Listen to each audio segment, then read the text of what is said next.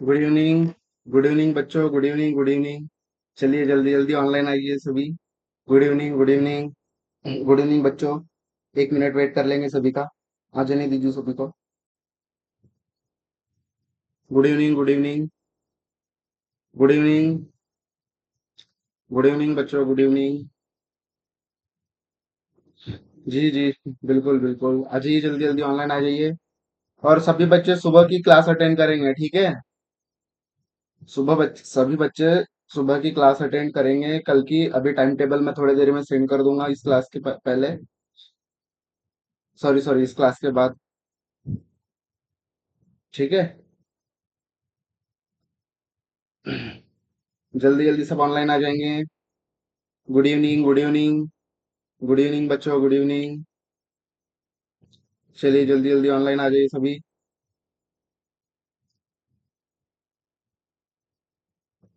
जी बच्चों, good evening, good evening.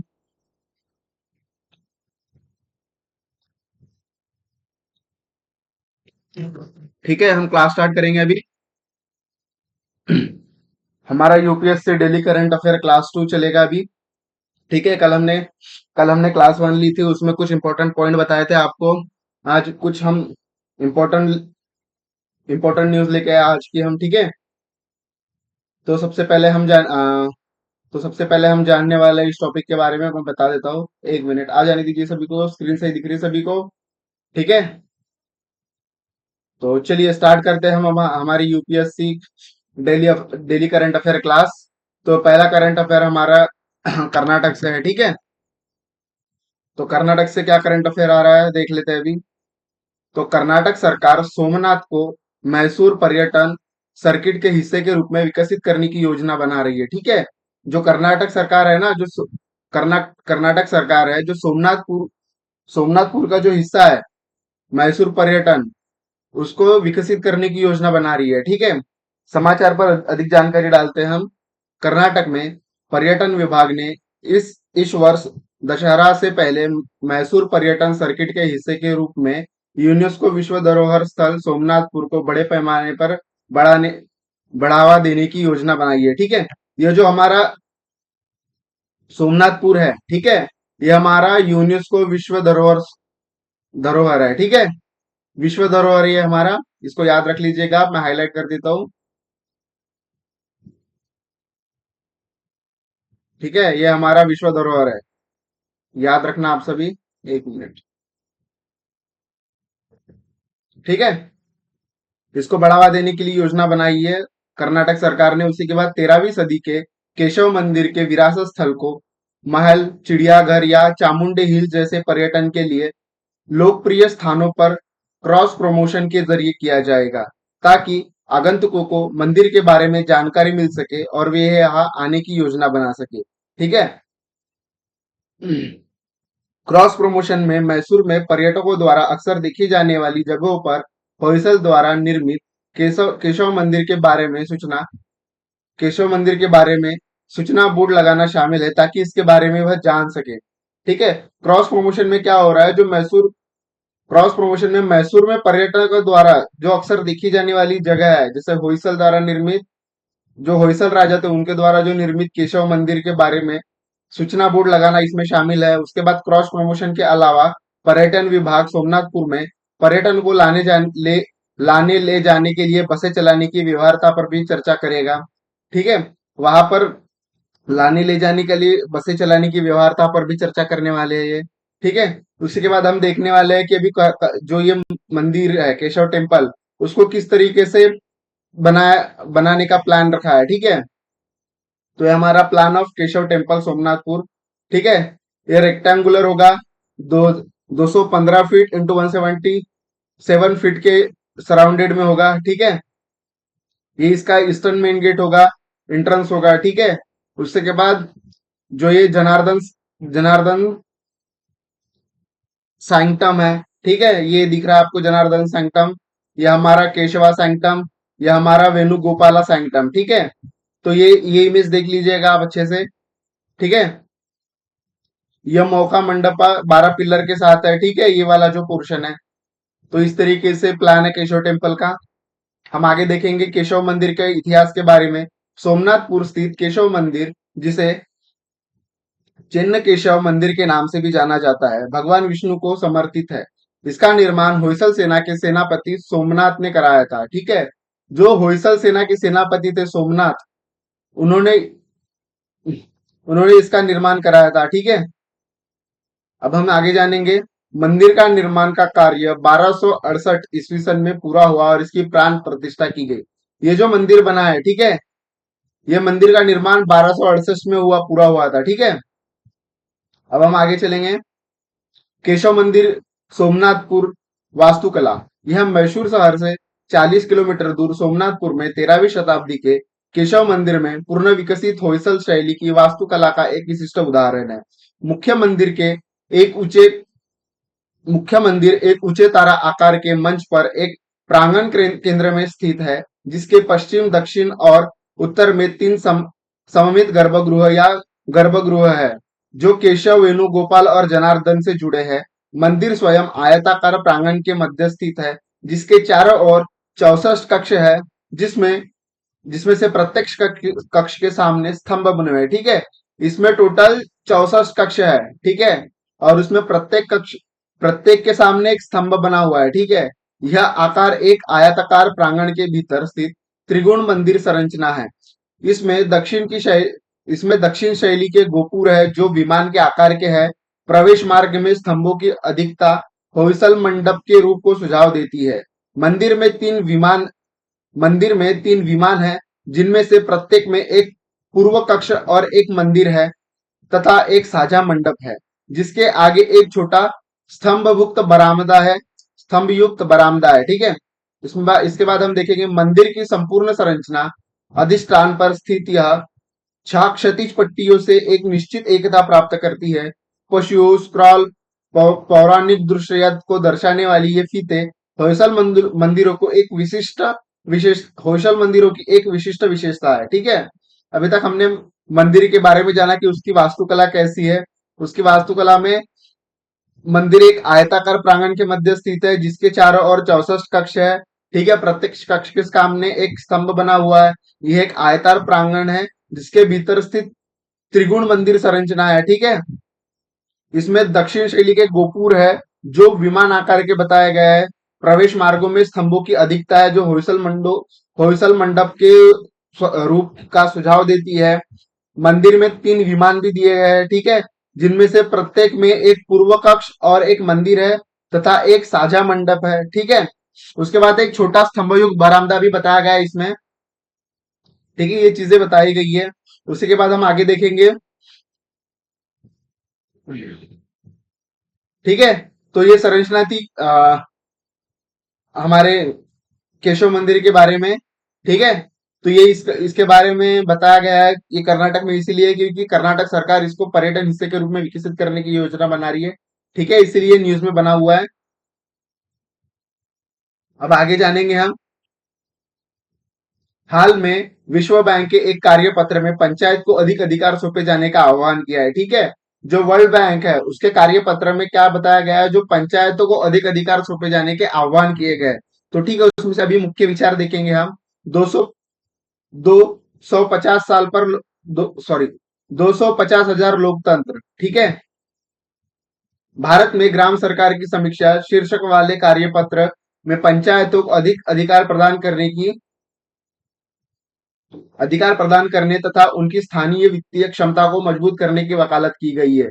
ठीक है, इसमें क्या बताया गया है, जो भारत में ग्राम सरकार की समीक्षा करने वाले जो कार्यपत्र है, उनमें पंचायतों को अधिक अधिकार प्रदान करने की तथा जो उनकी स्थानीय वित्तीय क्षमता है, ठीक है, उसको अधिक मजबूत करने की वकालत की गई है। इसे उस समस्या का प्रतिकार करने के लिए आवश्यक माना जा रहा है, जिसे इस शोध पत्र में पुनः केंद्रीकरण के रूप में परिभाषित किया गया है। ठीक है, इसमें इसमें क्या किया गया है, पुनः पुनः केंद्रीकरण के रूप में परिभाषित किया गया है इसे, जो शासन में डिजिटल प्रणालियों को व्यापक रूप से अपनाए जाने के परिणाम स्वरूप उत्पन्न हुआ है। ठीक है, आगे पढ़ेंगे हम पंचायतों का सशक्तिकरण। स्क्रीन दिख रही है बराबर? ठीक है, सभी ध्यान देंगे बच्चों। पंचायतों का सशक्तिकरण। ये करंट अफेयर बहुत इंपॉर्टेंट है, ठीक है। मैं प्रीलिम्स और मेंस के दृष्टिकोण से ही करंट अफेयर उठा के लाया हूं आपके लिए, ठीक है। मैंने करंट अफेयर ढूंढे आपके लिए, ऐसा नहीं कि कुछ भी उठा लो और आपको बता दो, ठीक है बच्चों। तो ध्यान से सुनिए इन करंट अफेयर्स को और एक बार रिवाइज कीजिए पढ़ाने के बाद आप।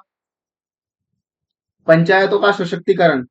पत्र में तर्क दिया गया है कि यह सशक्तिकरण स्थानीय शासन की प्रभावशीलता को बढ़ाने तथा अकुशलताओं का मुकाबला करने के लिए महत्वपूर्ण है। यह ग्राम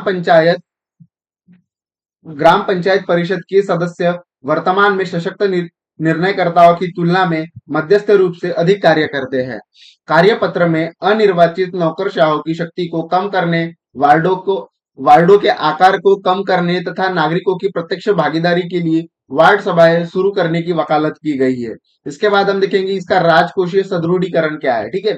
स्थानीय स्तर पर मीन्स लोकल लेवल पर, ठीक है, जहां हम रहते हैं स्थानीय स्तर पर शासन में सुधार के लिए बढ़ी हुई राजकोषीय क्षमता और व्यापक निर्णय लेने के अधिकार को आवश्यक माना जाता है, ठीक है। क्योंकि हमें जो करना है वो स्थानीय स्तर पर सुधार करना होता है, उसके लिए हमें सबसे बड़ी राजकोषीय क्षमता चाहिए होती है और व्यापक निर्णय जो लेते हैं हम उसको एक महत्वपूर्ण माना जाता है, ठीक है।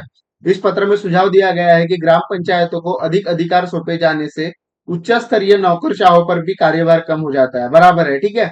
अगर हम जो ग्राम पंचायत को अधिक कार्यभार सौंपे जाने से उच्च स्तरीय नौकरशाहों का जो कार्यभार हो जाएगा वो थोड़ा कम हो जाएगा, ठीक है। इससे क्या होगा, ग्राम पंचायत जो कार्य संभालता है वो अपने कार्य बहुत अच्छे तरीके से कर पाएगा और नौकरशाहों पर भी जो कार्यभार होता है, बर्डन होता है कामों का, वो भी अपने कार्य सही से कर पाएंगे, ठीक है। अब हम आगे बढ़ेंगे। एक मिनट। वार्ड सदस्यों का सशक्तिकरण। कार्यपत्र में ग्राम परिषदों के वार्ड सदस्यों को वित्तीय संसाधन आवंटित करके उन्हें सशक्त बनाने की सिफारिश की गई है, ठीक है। क्या कहा गया कार्यपत्र में, जो ग्राम पंचायत के वार्ड सदस्य हैं उनको वित्तीय संसाधन आवंटन करके मीन्स वित्तीय संसाधन बांट के उन्हें सशक्त बनाने की सिफारिश की गई है, ठीक है। कि वो अपने उतने सशक्त हो सके कि अपने अधिकार में आने वाले कार्यों को सही ढंग से कर सके, ठीक है। इससे पंचायतों के कामकाज में काफी सुधार हो सकता है, जहां वार्ड सदस्य अक्सर केवल रबर स्टैम्प के रूप में कार्य करते हैं। जी बिल्कुल, जो मैंने कहा, इससे क्या होगा, जो पंचायत में काम करते हैं, ठीक है, वार्ड सदस्य, वो अपने कार्यों को बहुत अच्छे तरीके से कर पाएंगे, उनके कार्यों में सुधार आएगा। नहीं तो क्या होता है कि एक रबर स्टैम्प होता है कि एक आगे से कुछ आया और बस कर दिया, हो गया, ऐसे नहीं। ऐसा होता था इनके कार्य। अभी क्या होगा, ये अपने कार्यों में एक जिम्मेदारी या कुछ इंटरेस्टिंग चीजें लेके चलेंगे, ठीक है, कि हमें ये चीजें करनी है अपने वार्ड में। उसके बाद हम आगे बढ़ेंगे। स्थानीय कर क्षमता का निर्माण, ठीक है। जो लोकल लेवल पर टैक्स कलेक्ट किया जाता है उसको कैसे निर्माण करेंगे हम टैक्स को, ठीक है। स्थानीय कर क्षमता का निर्माण पंचायत स्वायत्तता के लिए महत्वपूर्ण बनाता है, ठीक है। क्योंकि पंचायत के पास जो पैसा आता है वो टैक्स के पास, जो लोकल टैक्स होता है उसी से आता है ज्यादा, ठीक है। इस दस्तावेज में बिल संग्रहणकर्ताओं के रिक्त पदों को भरने, संपत्ति अभिलेखों का डिजिटी डिजिटलीकरण करने तथा ग्राम पंचायतों को कर और उपकर लगाने में अधिक स्वायत्तता प्रदान करने जैसे उपायों का प्रस्ताव किया गया है, ठीक है। इस दस्तावेज में जो बिल संग्रहण करता है उनके रिक्त पद है उनको भरने तथा जो संपत्ति अभिलेखों का डिजिटलीकरण करने तथा ग्राम पंचायतों को कर तथा उपकर लगाने में, ठीक है, उपकर लगाने में अधिक स्वायत्तता प्रदान करने जैसे प्रस्ताव किए गए, ठीक है। ये पंचायतों के कर और उपकर लगाने में। उसके बाद हम जो ग्राम सभा की ताकत है उसके बारे में जानेंगे। इस पत्र में ग्राम सभाओं की संख्या बढ़ाकर तथा गांव की योजना बनाने और लाभार्थी चयन में उनकी शक्तियों का विस्तार करके उन्हें मजबूत बनाने के महत्व पर बल दिया गया है, ठीक है। उसी के साथ हम आगे जानेंगे। यह नागरिकों के सक्रिय रूप में सुनवाई के लिए एक मंच के रूप में ग्राम सभाओं की भूमिका को रेखांकित करता है, ठीक है। ये क्या करेगा, जो नागरिक होते हैं उनकी सुनवाई है सक्रिय उनकी जो सुनवाई रहेगी वो सक्रिय रूप से होगी, ठीक है। उसके लिए एक मंच देने के लिए क्या बोलते हैं उसको, हाँ, एक मंच देने के लिए ग्राम सभा की भूमिका को रेखांकित करता है। ठीक है, अब प्रशासनिक डेटा की गुणवत्ता में सुधार, इससे क्या होगा, जो प्रशासन का डेटा है उनकी गुणवत्ता में सुधार होगा। किस तरीके से सुधार होगा हम आगे जानेंगे। जो प्रशासनिक डेटा की गुणवत्ता में सुधार करना तथा सुलभ प्रारूपों में इसकी सार्वजनिक उपलब्धता सुनिश्चित करना कार्यपत्र की एक अन्य प्रमुख सिफारिश है। ठीक है, उसके बाद यह समुदाय की समझ और विश्लेषण को बढ़ाने के लिए प्रभावी विजुअलाइजेशन और इंटरैक्टिव टूल के उपयोग की वकालत करता है। उसके बाद शिकायत निवारण, किस तरीके से शिकायत करेंगे इसको बता देता हूं मैं। ठीक है, देखिए इससे क्या होगा, जो प्रशासन की गुणवत्ता में सुधार आएगा। ठीक है, तथा जो सुलभ प्रारूप में इनकी सार्वजनिक उपलब्धता है, जो पब्लिकली जो इनकी उपलब्धता है, उसकी सुनिश्चितता करेगा। ठीक है, उसके बाद जो समुदाय की समझ है उनके विश्लेषण को बढ़ावा देने के लिए एक विजुअलाइजेशन और इंटरैक्टिव टूल के उपयोग करने की वकालत करता है। ठीक है, यह उसके बाद हम क्या जानेंगे, इसकी शिकायत निवारण किस तरीके से होगा। कार्यपत्र में पंचायतों को जवाबदेह बनाने के लिए औपचारिक और प्रभावी शिकायत निवारण प्रणाली स्थापित करने की सिफारिश की गई है। ठीक है, क्या सिफारिश की गई है, औपचारिक और प्रभावी शिकायत निवारण प्रणाली स्थापित करने के लिए तथा पंचायत को जवाबदेह बनाने के लिए सिफारिश की गई है। ठीक है, जिससे नागरिकों को उच्च अधिकारियों को अपनी समस्या की रिपोर्ट करने की सुविधा मिलेगी। जिससे क्या होगा, नागरिक क्या कर सकेंगे, अपने जो उच्च अधिकारी है उन तक अपनी समस्याओं को पहुंचाने की एक रिपोर्ट, अपनी समस्याओं को पहुंचाने की एक सुविधा उनको मिल सकेगी। ठीक है, उसके बाद पंचायत राज्य संस्थाओं के बारे में जानेंगे हम। ठीक है, पंचायत राज्य संस्थाओं के बारे में जानेंगे हम। 1992 के 73वें संविधान संशोधन अधिनियम ने भारतीय संविधान में भाग 9 अनुच्छेद 243 से 243 ओ तक और 11वीं अनुसूची जिसमें 29 विषय है उसको जोड़कर पंचायती राज संस्थाओं को संवैधानिक दर्जा प्रदान किया है, जिससे विकेंद्रित शासन की त्रिस्तरीय गांव स्तर पर, ठीक है, त्रिस्तरीय में क्या क्या आता है, गांव स्तर पर ग्राम पंचायत, ब्लॉक स्तर पर पंचायत समिति और जिला परिषद, और जिला स्तर पर जिला परिषद। ठीक है, इन प्रणालियों की स्थापना की हुई है। उसके बाद हम जानेंगे भारत की एक रिपोर्ट आई है उसके बारे में। ठीक है, भारत में अरबपतियों की लगभग 90 भारत में अरबपतियों की लगभग 90% संपत्ति उच्च जातियों के पास है। ठीक है, हाल ही में वर्ल्ड इक्वालिटी लैब द्वारा जारी एक रिपोर्ट जिसका शीर्षक भारत में कर न्याय और धन पुनर्वितरण धन पुनर्वितरण की ओर धन पुनर्वितरण की ओर है, जो देश में गंभीर आर्थिक असमानताओं पर प्रकाश डालती है। ठीक है, इससे निष्कर्ष से पता चलता है कि भारत के अरबपतियों की लगभग 90% संपत्ति उच्च जातियों के पास संकेंद्रित है, जो कि महत्वपूर्ण आर्थिक सामाजिक विभाजन को रेखांकित करता है। ठीक है, भारत के जो 90% अरबपति है, ठीक है, सॉरी, जो भारत के अरबपति है, ठीक है, जिनके पास 90% संपत्ति है वो लगभग उच्च जातियों के हैं। ठीक है, ये बताया गया इसमें। बढ़ती असमानता के बारे में जानेंगे। भारत में 1980 के दशक से आय और संपत्ति असमानता में वृद्धि हुई है, जो 2000 के दशक से काफी अधिक है, तथा वित्तीय वर्ष 2014-15 और वित्तीय वर्ष 22-23 के बीच चरम पर पहुंच गई थी। ठीक है, ये जो आय और संपत्ति की असमानता है 2022-23 के बीच अपने चरम पर पहुंच गई थी। उसी के साथ हम वर्तमान में शीर्ष 1% आबादी के पास देश की कुल संपत्ति का 40% से अधिक हिस्सा है, जो 1980 के 12.5% से अधिक है। ठीक है, वर्तमान में क्या हुआ है, जो 1% आबादी के पास देश की कुल संपत्ति का 40% से अधिक हिस्सा है। ठीक है, और जो 1980 के प्रतिशत में 12.5% काफी अधिक है। इसके अतिरिक्त कुल कर पूर्व कल सॉरी कुल कर पूर्व आय में उनकी हिस्सेदारी वर्ष 1980 के 7.3% से बढ़कर 22.6% हो गई है। जाति और आर्थिक गतिशीलता, इस रिपोर्ट से पता चलता है कि भारत के अरबपतियों की 88.4% संपत्ति उच्च जातियों के पास है। इसके विपरीत अनुसूचित जाति, अनुसूचित जनजाति के भारत के कार्यबल पर एक बड़ा हिस्सा होने के बावजूद उद्यम मालिकों के बीच उनका प्रतिनिधित्व अनुपातिक रूप से काफी कम है। ठीक है, SC/ST के जो उद्यमी मालिक है, ठीक है, उनका जो अरबपति उनके बीच में जो अनुपातिक प्रतिनिधित्व है वो बहुत कम है। ठीक है, जो उद्यमों के स्वामित्व के असमानताएं, ठीक है, जो उद्यमों के स्वामित्व में असमानताएं देखेंगे हम अभी।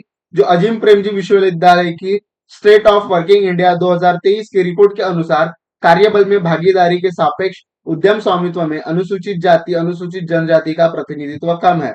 अनुसूचित जाति की कार्यबल में हिस्सेदारी 19.3% है, लेकिन उद्यम स्वामित्व में उनका प्रतिनिधित्व केवल 11.4% है। इस प्रकार अनुसूचित जनजाति जो कार्यबल का 10.1% हिस्सा है, लेकिन उद्यम स्वामित्व में उनका प्रतिनिधित्व केवल 5.4 है। ठीक है, जो ये अनुसूचित जनजाति उनका कार्यबल 10.1% का हिस्सा है, लेकिन जो उद्यम स्वामित्व में उनका प्रतिनिधित्व कितना है, सिर्फ 5.4। ठीक है, तो आपको ये पोर्शन याद रखना होगा जो मैं हाईलाइट कर रहा हूं एग्जाम के पॉइंट ऑफ व्यू से। ठीक है, इतना पोर्शन याद करना है। उसके आगे हम जानेंगे विभिन्न समूह में आर्थिक असमानता। अखिल भारतीय ऋण और विदेश सर्वेक्षण 2018-19 के अनुसार उच्च जातियों के पास राष्ट्रीय संपत्ति का लगभग 55% हिस्सा है। ठीक है, जो अखिल भारतीय ऋण और निवेश सर्वेक्षण 2018 और 19 के अनुसार एक रिपोर्ट आई थी, उसमें क्या कहा गया है, उच्च जातियों के पास राष्ट्रीय संपत्ति का लगभग 55% हिस्सा है, जो भारत की जाति व्यवस्था में निहित स्थायी आर्थिक असमानताओं को प्रदर्शित करता है। ठीक है, राष्ट्रीय परिवार स्वास्थ्य सर्वेक्षण के अनुसार केवल 12.3% अनुसूचित जातियां और 5.4% अनुसूचित जनजातियां उच्चतम संपत्ति वर्ग में शामिल है, जबकि 25% से अधिक अनुसूचित जातियां और 46.3% अनुसूचित जनजातियां निम्नतम संपत्ति वर्ग में शामिल है। ठीक है, इसमें क्या बताया है, जो एक रिपोर्ट आई थी राष्ट्रीय परिवार स्वास्थ्य सर्वेक्षण, उसमें 12.3% अनुसूचित जातियां और 5.4% अनुसूचित जनजातियां उच्चतम संपत्ति वर्ग में शामिल है। ठीक है, जिसमें 25% से अधिक अनुसूचित जातियां और 46.3% अनुसूचित जनजातियां निम्नतम संपत्ति वर्ग में शामिल है। ठीक है, ये भी चीजें आपको याद रखना है। ठीक है, उसके आगे हम पढ़ेंगे अभी। एक मिनट, स्क्रीन सही चल रही है। उसके आगे हम पढ़ने वाले अभी, एक मिनट, एक मिनट रुकिएगा बच्चों। हम्म, उसके आगे पढ़ने वाले अन्य पिछड़ा वर्ग means OBC other backward classes समुदाय में भी ये ऐसी प्रवृत्ति देखने को मिलती है, जबकि 16.3% आबादी से कम संपत्ति वाले समूह में आती है।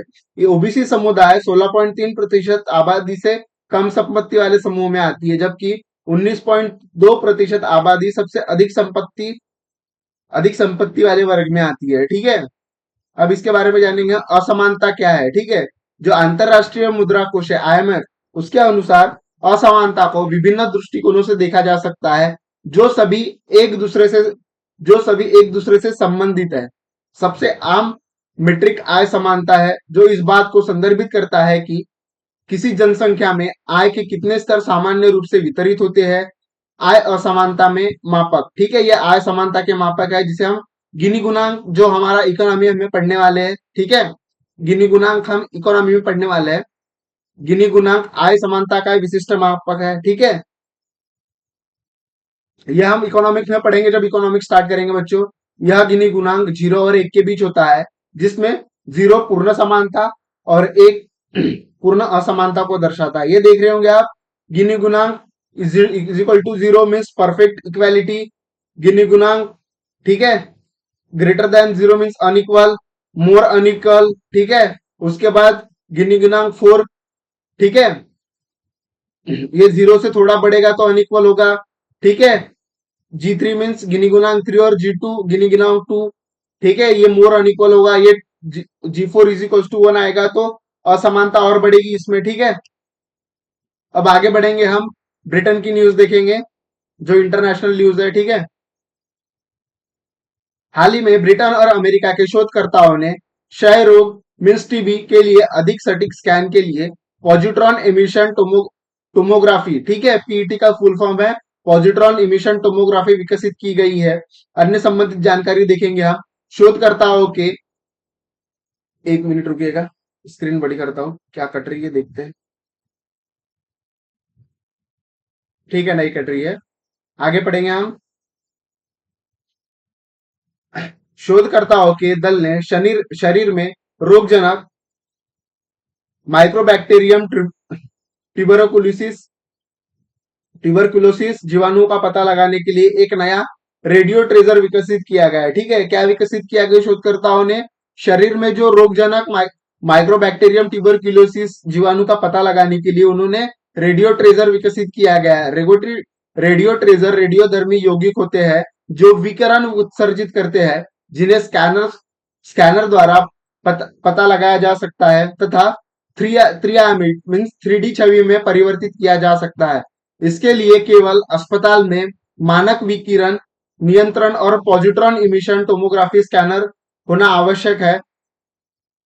रोनस्लिट फ्रैंकलिन इंस्टीट्यूट, ऑक्सफोर्ड और पीटर्सबर्ग विश्वविद्यालय तथा नेशनल इंस्टीट्यूट ऑफ हेल्थ की टीम ने एक नया रेडियो ट्रांसफर विकसित किया गया है, जिसे फ्लोरो टू डिऑक्सी डिऑक्सीट्रेहेलोस कहा जाता है। ठीक है, एफडीटी मीन्स फ्लोरो टू डिऑक्सीट्रेहेलोस कहा जाता है। ठीक है, इसको हम एक बार रिपीट पढ़ेंगे। जो रो रूनस्लिट फ्रैंकलिन इंस्टीट्यूट है और ऑक्सफोर्ड और पीटर्सबर्ग विश्वविद्यालय तथा नेशनल इंस्टीट्यूट ऑफ हेल्थ की टीम ने एक रेडियो ट्रेसर विकसित किया है। क्या उसका नाम याद रखिएगा, अब इसको हाईलाइट कर देता हूं मैं, जिसे फ्लोरो टू डीऑक्सीट्रेहेलोस कहा जाता है। ठीक है, ये पोर्शन याद रखना है आपको, क्योंकि प्रीलिम्स में पूछा जाता है। ठीक है, ये क्वेश्चन मैंने हाईलाइट कर दिया, उसको याद रखना है आपको।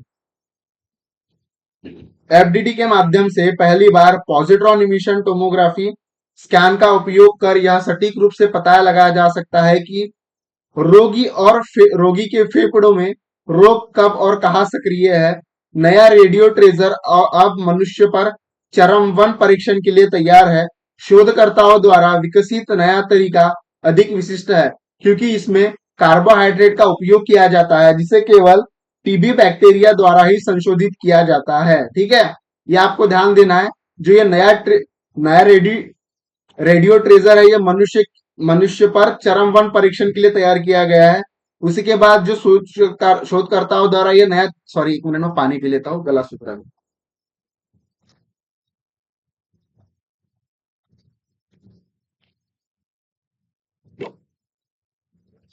क्योंकि इसमें क्या है, कार्बोहाइड्रेट का उपयोग किया जाता है, जिससे केवल टीबी बैक्टीरिया द्वारा ही संशोधित किया जा सकता है। ठीक है, अब आगे देखेंगे हम टीबी के निदान के लिए मौजूद दो विधियां। ठीक है, कौन कौन सी दो विधियां हम देखने वाले हैं अभी?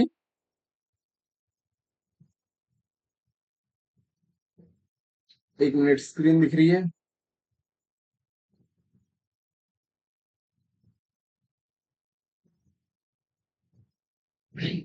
ठीक है, एक स्क्रीन कट रही है, मैं उसको कर दूंगा बराबर, बता दूंगा।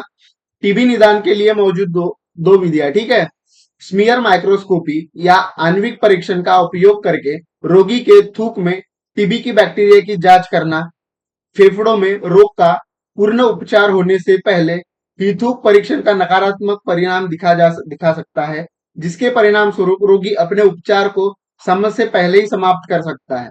फेफड़ों में सूजन के लक्षणों को देखने के लिए पॉजिट्रॉन इमिशन टोमोग्राफी स्कैन, सामान्य रेडियो ट्रेजर फ्लूडियोक्सीग्लूकोज F18 का उपयोग किया जाता है। ठीक है, इसको याद रखना है आपको। सामान्य रेडियो ट्रेजर फ्लूडोऑक्सीग्लूकोज F18 का उपयोग किया जाता है। इसमें सूजन की सूजन की स्कैनिंग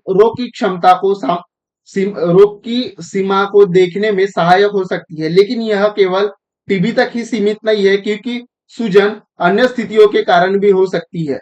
क्षय रोग मीन्स टीबी कहा जाता है, यह बैक्टीरिया माइक्रो माइक्रोबैक्टीरियम ट्यूबरकुलोसिस के कारण होता है और यह सबसे अधिक बार फेफड़े को प्रभावित करता है।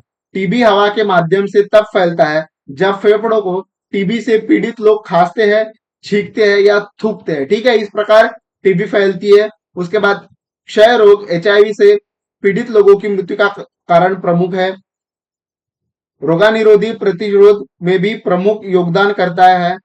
ठीक है, क्षय रोग का इलाज संभव है।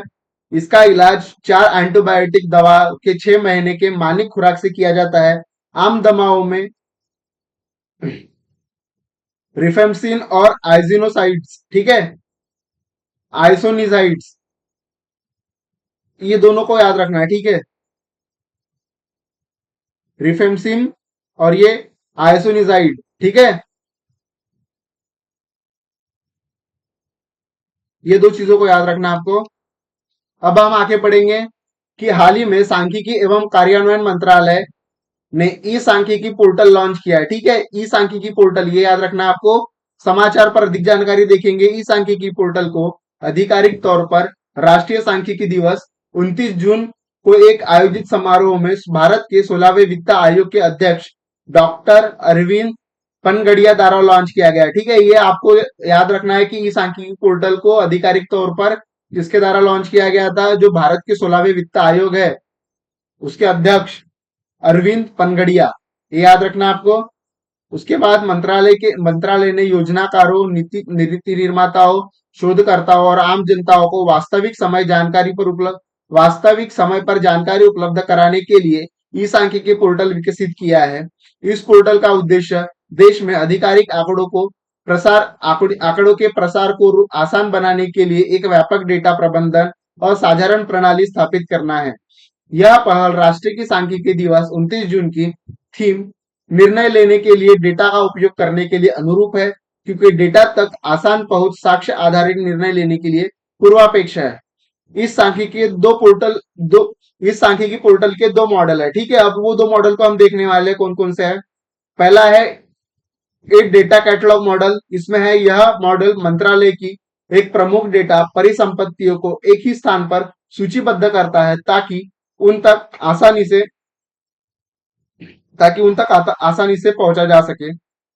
एक मिनट रुकेगा।